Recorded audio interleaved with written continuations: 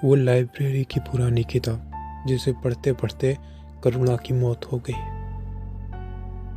कहानी ये कानपुर के एक छोटे से गांव के लड़की का है जिसका नाम करुणा था। वो अपने गांव के एक कॉलेज में पढ़ती थी। करुणा को किताबों से बहुत प्यार था। वो पूरे दिन सारा काम करने के बाद बुक पढ़ती थी। धीरे धीरे वक्त बीतता गया।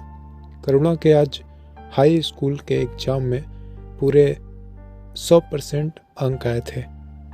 ये सुनकर घर वाले बहुत खुश हुए थे कि उसने अपने क्लास में टॉप किया है।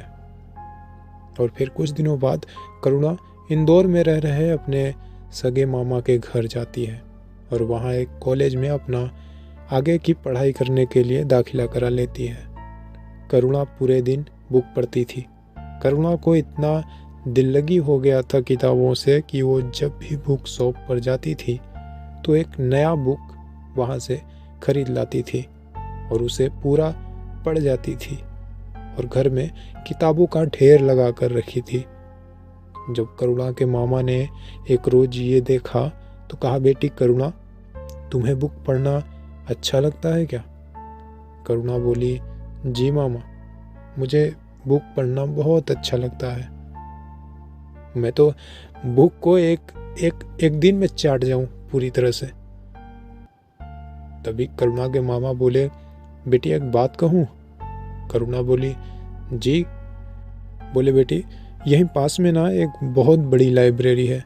तुम वहां जाकर उस लाइब्रेरी में जितना चाहे बुक पढ़ सकती हो और वो लाइब्रेरी में ढेरों बुक हैं।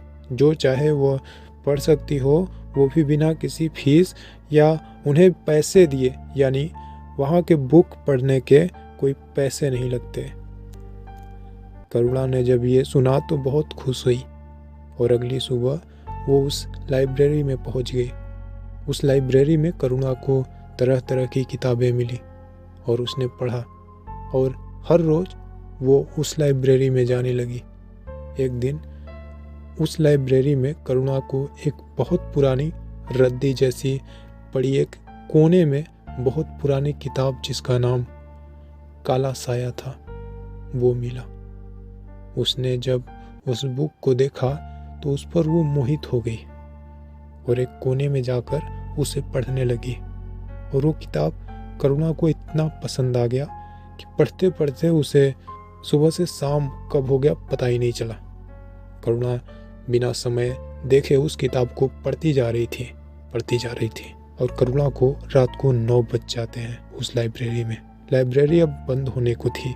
लाइब्रेरी के मालिक ने करुणा को अकेले में बैठे उस लाइब्रेरी में देखा तो कहा, बेटी घर जाओ, अब लाइब्रेरी ये बंद होने का समय हो गया है।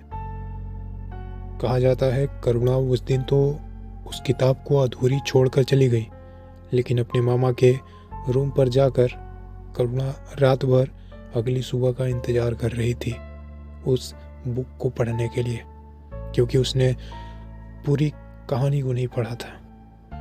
और अगली सुबह वो नहा खाकर लाइब्रेरी पहुंच गई और उसे आज फिर उस किताब को पढ़ते पढ़ते रात हो जाती है। और आज करुणा मन बना कर आई थी कि मैं इस किताब को पूरी पढ़ के जाऊंगी। और वो जैसे ही रात के 9 बजा लाइब्रेरी में छुप गई और उस किताब को पढ़ने में लगी रही। करुणा उस काले साये की बुक पढ़ने में इतनी मगन थी कि उसे टाइम से कोई लेना देना नहीं था। और वो जनाब कहा जाता है कि करुणा को जैसे ही उस लाइब्रेरी में रात के 12:10 होते हैं, जो किताब वो पढ़ रही थी उसमें से किसी के हंसने की आवाज़ आने लगती है और करुणा उसे सुनकर डर जाती है और बुक को फेंक देती है।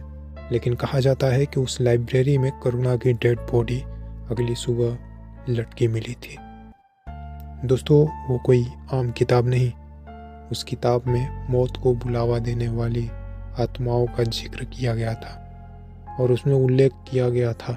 जनाब, अगर आप भी बुक पढ़ना पसंद करते हैं और बुक का शौक़ रखते हैं तो किताबों से दोस्ती ज़रूर करिए, लेकिन उन्हें खुद पर कभी हावी ना होने दें।